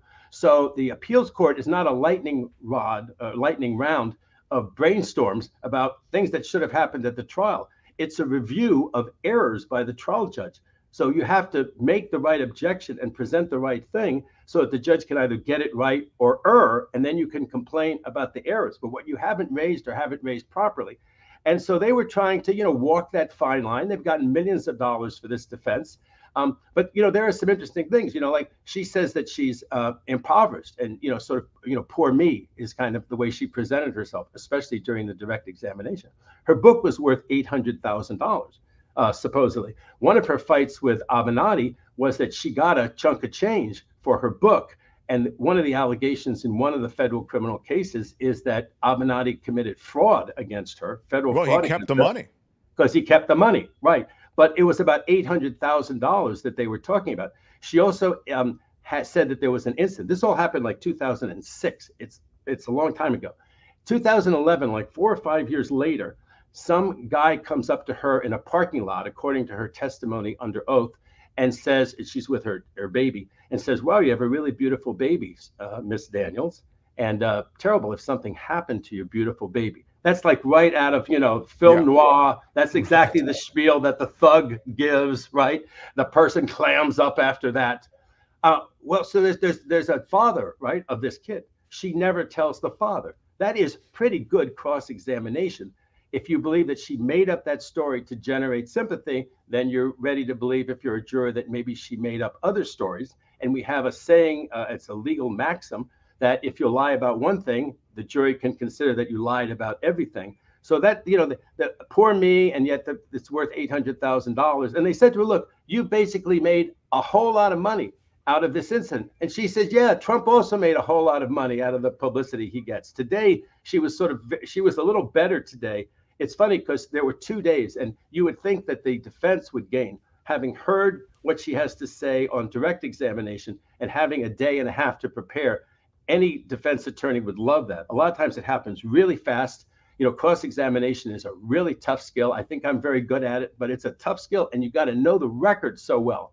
because you can't say, wait just a second. Didn't you say where is that document? Can you find me number 722? Hang on just a second. Hang on just a second. A cross-examination like that, it loses its whole thrust. So you got to really know the record well. I think the prosecutor did. And Stormy knew the record well. I mean, one thing about Stormy Daniel is that, she sees herself as a very intelligent, very well-spoken person. Like so many people in LA, she didn't really want to be in porno flicks. She wanted to direct, Mark. This poor woman, she wanted to direct. Yeah. And she sees herself as a writer, as a very creative person. In fact, one of the, she has told people previously that she and Trump did not have sex. That's obviously more great impeachment, more great cross-examination of her. Now you say on the stand under oath that you had sex with him. You've told other people that you didn't have sex with him. How is that? And I think part of her story is that the NDA was kind of hard to understand, the non-disclosure agreement. She was under obligation not to say things, so she didn't say them in observance of that. It would confuse, even a non-legally trained, intelligent person. It would confuse them. That was the redirect. That basically wasn't the NDA kind of complicated and making sure you complied with the NDA and you had other reasons not to tell some people. You don't just run around and say whether you did or didn't have sex. Maybe you say somebody's bothering you. You don't like the way they're questioning you. You don't like the whole situation. You say, no, I didn't have sex. Leave me alone. I didn't have sex. So it was more flippant when she said that she didn't have sex. It wasn't well considered. And also she was confused by the NDA. So she should have said, sure, I was confused by the NDA, but she's very proud. So she wanted to, in the redirect, she wanted to, no, it didn't confuse me. I can read it. I'm a very smart person. So it was fascinating. I think on balance, I think the prosecution felt they had to go there.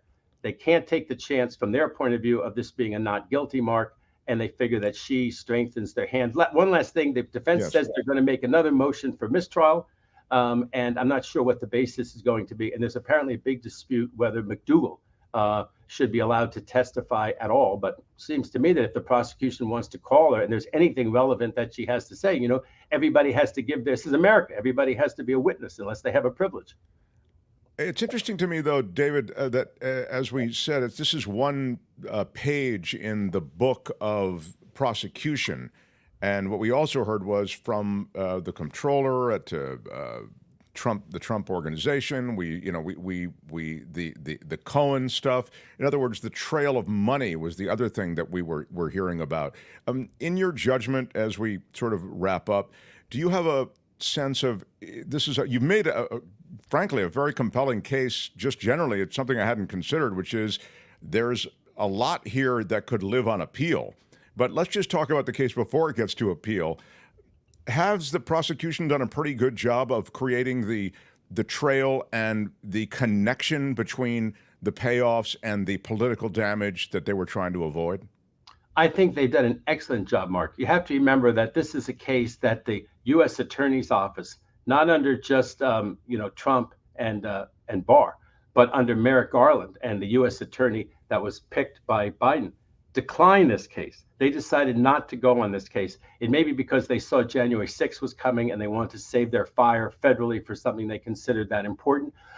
But this is a difficult case, and the reason it's especially difficult in state court is that to bump it up to a felony, they have to show that Trump knew and intended to violate state or federal campaign law. If all they show is a violation of federal law was in Trump's mind, that's a potential issue on appeal. Will this state vessel carry felony weight when all that's on board it is a federally oriented intention by Trump? It sounds like inside baseball, but that's another appeal issue. What they'd like to show is that he intended to violate state campaign law. He's in state court with a state felony violation because he violated state campaign financing law. Michael Cohen will say, I explained that to him chapter and verse. We discussed that. He knew about it. Here are my notes. Here's my everything. And so the huge impeachment is to impeach Cohen on that. If they don't believe Cohen on that point, that Trump ever knew that this was a violation, and he likely heard that from Cohen. He wouldn't have heard it from a non-attorney, and all these other people in the mix are kind of non-attorneys. Then I think Trump has a chance of either having a hung jury or actually being acquitted of the felony. I think he's doomed on the misdemeanor, but I've said this before, his characterization will be they spent all this money, they spent all this time, they made me sit here with the election interference of not campaigning, although he's probably getting more publicity here than he ever would have gotten in any campaign appearance, but that'll be his story. And what did they basically do? They gave me a bunch of traffic tickets. That'll be his spin on if it's only misdemeanors. So I think that they're in the hunt. And, I heard one commentatorist say that, they should have only say there's one liar in a case. Michael Cohen has to be the liar. If Michael Cohen's a liar and also Stormy Daniels a liar, after a while people think, no, your side's the liar because too many people lying.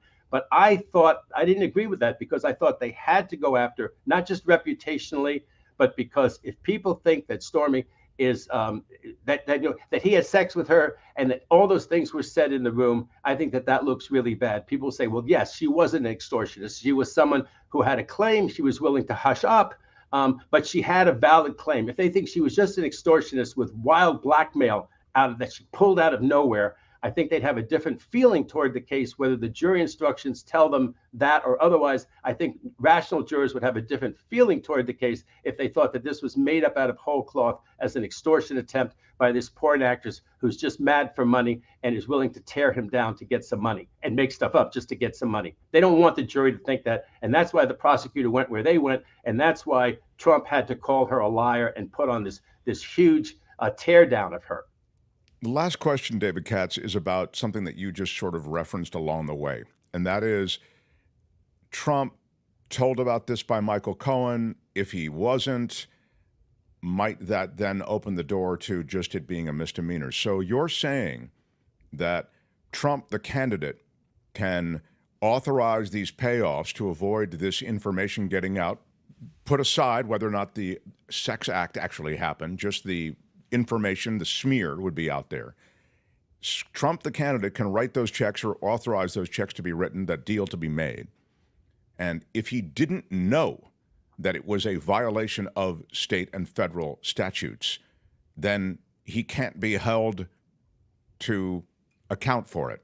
Is that true or false? As a felony in the state court, in the federal court, the level of proof would have been different. But the case that's most analogous federally is probably John Edwards's case, where it's a little complicated, even how the statute works federally. This state statute is even more complicated. But even the federal statute is a little complicated, has a lot of jury instructions. It ended up that John Edwards had a hung jury, and then the federal government decided not to pursue the case after that. By the way, I do think that there was some other very compelling testimony if I were on the jury. I mean, the fact that Trump is such a micromanager makes it much more likely that, and Cohen will have things to back him up. There are ledgers that kind of back him up, but the reasonable doubt will be the theory that his lawyers will try to push is that he didn't want his wife to find out about this. This was really the main motivation for him. He wanted to start the presidency clean. There was enough dispute about everything, him coming to power, Obama being out, him having a 10% chance of winning his win. He wanted to come to the presidency kind of clean. He wanted to put this behind him.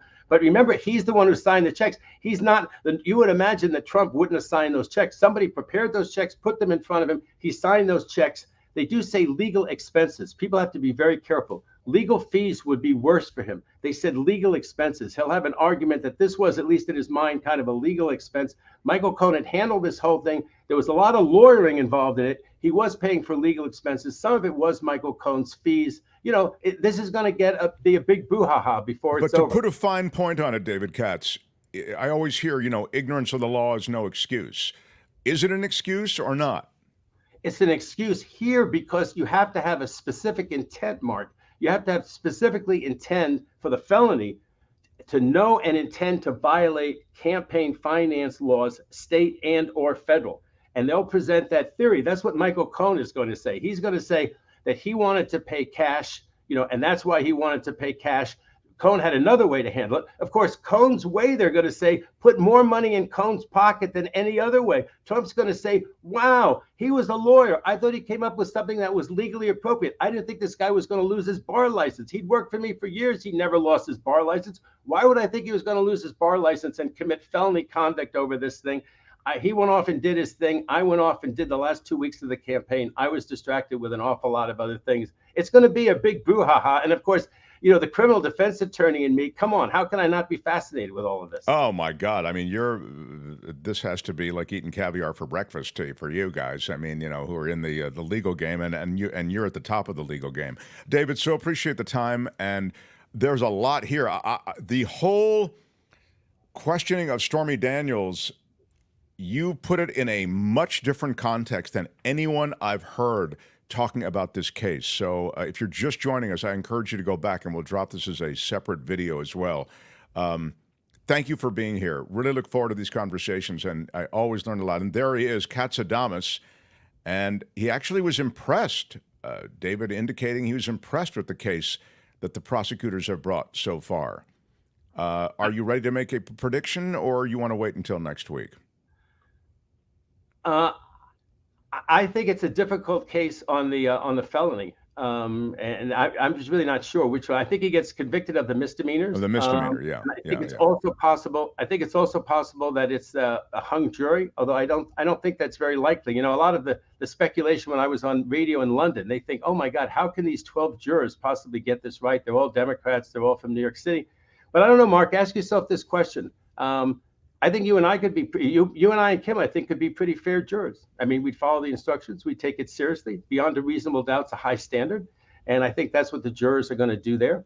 And you know, just how much they can really hit that mark with, excuse me, by using mark, they can hit that goal with Michael Cohen. I mean, Michael Cohen is just going to be, he's going to be impeached so much. And, you know, there are things that these witnesses say which are amazing, which is that, you know, he entered a guilty plea, but he lied to the federal judge. That's Michael Cohen. Michael Cohen, I lied to the federal judge when I said under oath that I had committed these 3 felony violations. I hadn't done one of them, and I lied to the federal judge. But, you know, Stormy said, yeah, I've got a $600,000 judgment that I have to pay Trump, and it's all Avenatti's fault. And to the extent it's my fault, I'll never pay him. And if a judge orders me to do it, I'll go to jail first. I'll defy the order. You're supposed to believe her when she takes the oath after she gives testimony that she would defy a judge and go to jail before she'd ever do what a judge said. So, I mean, if you're going to have 2 witnesses who sink you, and I know Pecker and all the other people are real bad witnesses for him, but come on, for some of the jurors, at least 1 or 2 of them, I think it's going to come down to, what do you think about Stormy? What do you think about Michael Cohen? And if they disbelieve both of them,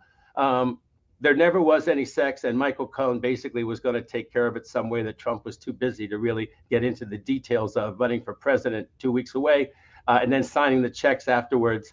So it's a real hard call, Mark, but I think on balance, yes, he'll be convicted of the misdemeanors, and this juror is still out on the serious stuff, the stuff that I think I would find him guilty. I would find him guilty, Mark, because last thought on this, I don't think that Michael Cohen just wants revenge. I think Michael Cohen has enough corroboration. I think Trump is such a micromanager.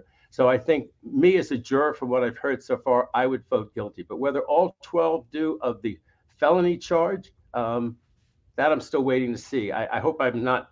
Every commentator I've seen wimps out more than me. So if you think that's a wimp out, but I'm just not totally sure. Ask me next week. All right. Next week it is. He's David Katz, everybody. Thanks, David. Appreciate it. Right on, buddy. Right on. The Mark Thompson Show. It was great. I loved it. How would you handle this? We could try ignoring it, sir. Morning. You cannot say you love your country. Where are my weed smokers at? Stay at home and get baked.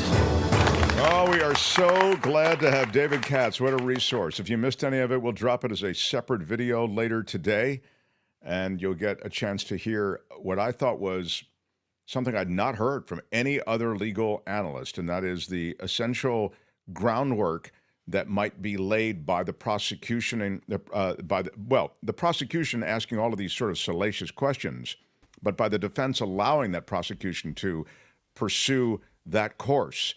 There may actually be potential created for appeal. I've not heard that anywhere else. Out of the saddle to say I appreciate the great show. Having so much knowledge presented by David Katz is outstanding. Catch up in the replay and on to the after party. Yeah, for sure. Ricky, thank you. Ricky's a great supporter. By the way, Ricky interacts with us after hours, meaning he'll go into the commentary and he'll go into the comments and he'll offer thoughts, which is always helpful. And I mean, helpful in the algorithm. You know, these algorithms in YouTube, I don't really understand. And so I guess one of the things they value is engagement. So we've talked about a few other ways to build engagement. We like engagement just personally because it's just, we like a connection with the audience. But Ricky's really cool that way. So thank you. Yeah, David's terrific. He's a great resource. Kim, what do you have? Anything before I move on? I have that. there is a federal appeals court that has dismissed Hunter Biden's appeal to dismiss his federal gun case. So they're not going to allow that to happen. No. They're going to continue on with that case. So, well, if you think that's a Democratic Justice Department, you'd think that they'd throw out that gun case, right? I mean, it's really, salacious is way overused in the last few days. I agree, Doug. And you know something? I used it, and this is how it was. I used it spontaneously here on the air. And I thought later, I haven't heard salacious used by anybody. It's a great word because it sounds sort of like what it is. That's what's great about salacious. And then I started hearing it everywhere. And I started thinking, because I'm drunk on myself. Do you know who I am? I'm kind of a big deal. They heard oh you my say God. it. Yeah. Some other people, these a-holes over on CNN or MS or Fox or wherever they are, they actually heard me say salacious, and then they're using salacious all the time. And then I saw it in a couple of headlines. I thought, oh my God, our show is huge. I use this word that I haven't used in years.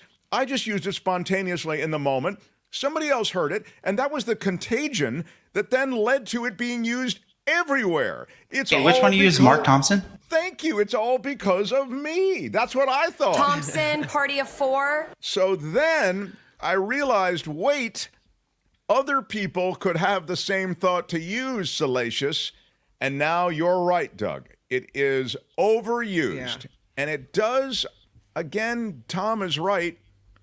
It sounds, I don't know if dirty, but maybe it is dirty. It sounds a little bit, like something's going on. Salacious. Oof. It is true. I think you used it first. I mean, despite your, big-headedness, I feel like you did use it first. I had not heard it anywhere else. I heard it, and excuse me, I need a cup of the Coachella Valley espresso and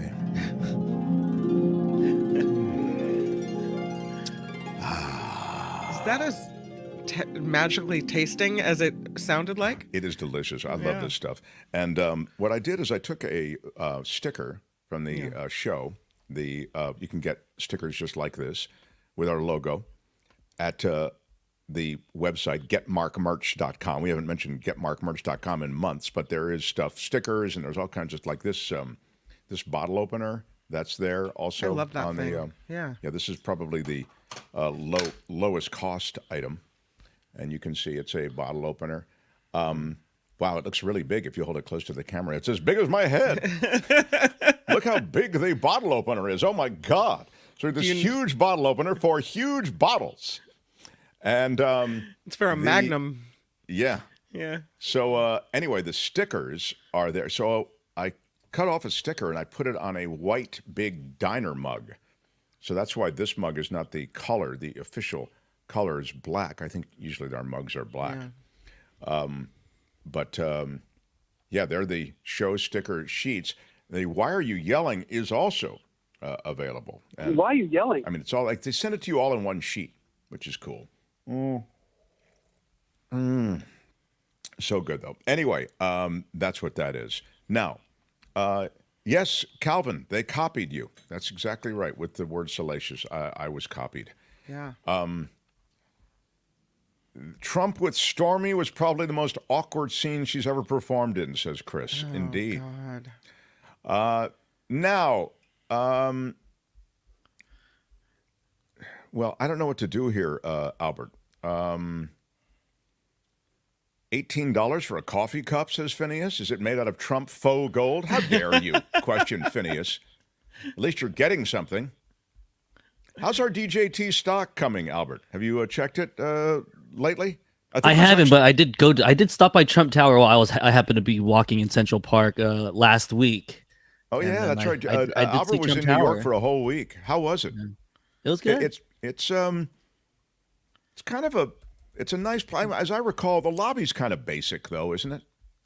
Yeah, well, I didn't really step foot. I just saw outside. I was like, oh, I see that in pictures a lot when I'm working the Mark Thompson show.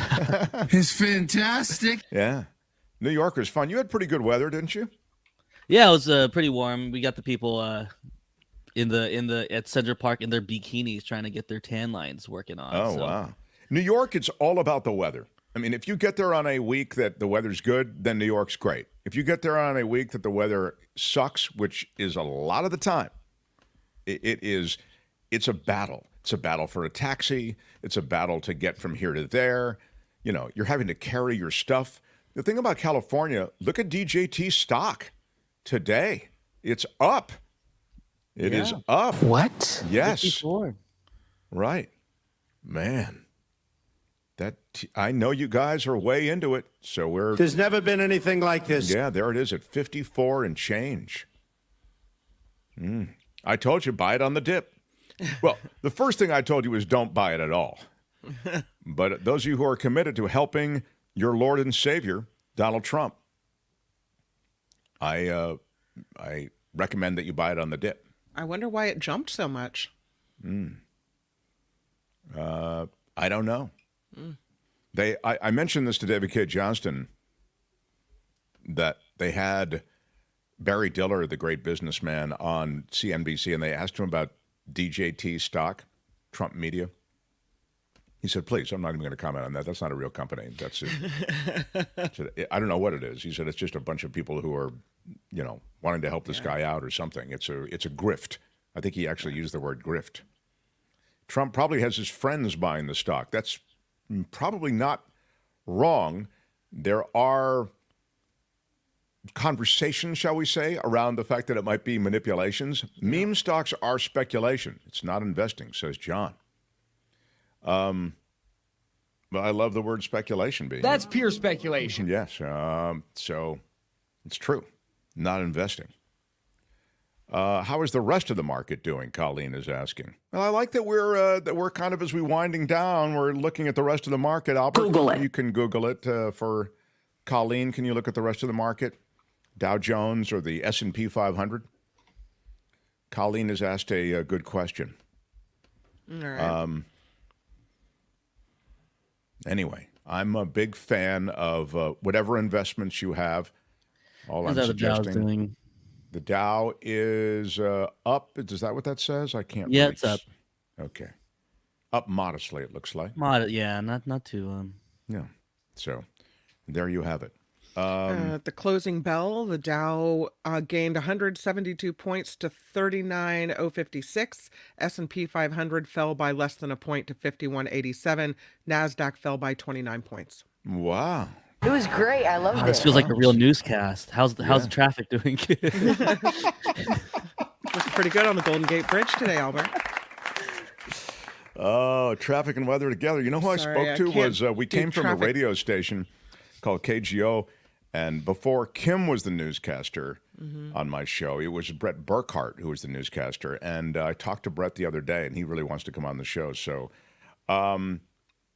is this a New Zealand contribution from NZ? Isn't that New Zealand?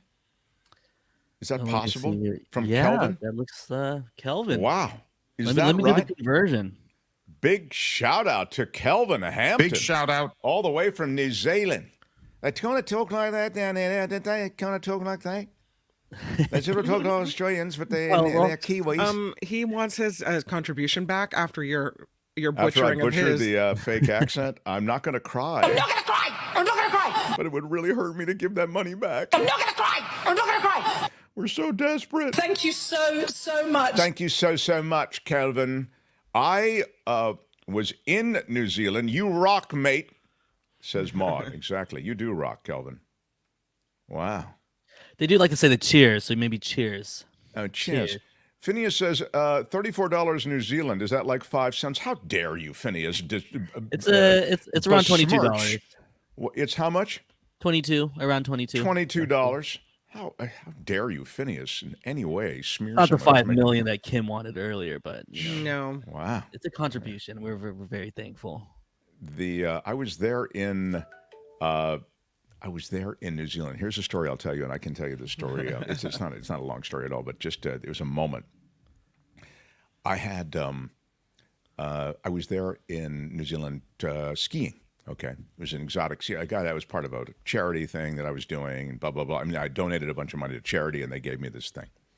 So I'm down there, just trying to explain this kind of exotic trip. I wouldn't take it normally, and I'm down there with my girlfriend at the time, and we're in a place called Christchurch, New Zealand. Yeah, they had a horrible earthquake there recently. In Christchurch, a couple years ago. Yeah. Yeah, they had a couple of things that were pretty, but New Zealand is kind of, at least in the places we were, rural and spectacular, just vistas that were really great, and the skiing that was very, very good. And it was really a great trip. And the mayor of Christchurch, I met him on the ski lodge part of our trip. And he connects with us in Christchurch. So he's the mayor of Christchurch. He's taking us around, showing us Christchurch. And he is relentlessly hitting on my girlfriend. It was unbelievable. It's like the most unapologetic sort of hammering away with all the chatter. So I said, I'm going to go to the casino. They have a casino in Christchurch. I'm going to leave you two to tour the rest of the town. And she's looking at me like, what are you doing? You're leaving me with this guy who is, well, not. And that's exactly what we did. I think that she had like 2 hours with the mayor of Christchurch. Wow. I don't think anything happened. There's never been anything like this. Was he a good-looking guy, the mayor? I thought so. Kind of a handsome guy. I mean... that's not fake. That's real. I'm just saying. And look, he's kind of a big deal as well, huh? If you're going to... He is in that town. Yeah. Anyway, the church in Christ...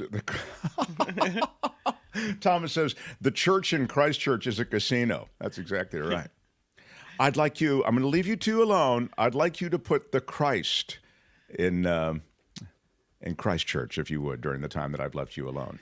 Now, was she mad at you afterward that you had No. ditched her with this guy? No? No. It played out it was very funny. I mean, it was a great story, you know. So, and we love New Zealand, so that was the word. The Mark Thompson Show. Do I have anything more to do, Albert? I believe we're at the end. We've done everything we've needed to. We had a good show. Done everything we needed to do. There's nothing more that we need to do. Except tell you that the After Party Live is going down. That's Kim's offering. I'll write it and we'll She does do it it live. live after the show. I want to tell you that tomorrow we have Friday Fabulous Florida. Albert, how does it look? The curator of Friday Fabulous Florida is Albert. News from Florida. I think the weather's getting warmer and it's getting a little more crazy. So every week that's true. It's getting to be gator season. I'm expecting a little reptilian craziness in tomorrow's Friday Fabulous Florida. Thank you for all the ways you support us. Please do check out our Patreon and PayPal communities, and I appreciate everybody who has supported us that way and continues to. Kim, over to your channel, and we'll see you here tomorrow. I'm Shadow Stevens for the Mark Thompson Show. Bye-bye. Great conversations today, everyone. Thank you. All the time. Bye-bye. Until tomorrow. Bye-bye.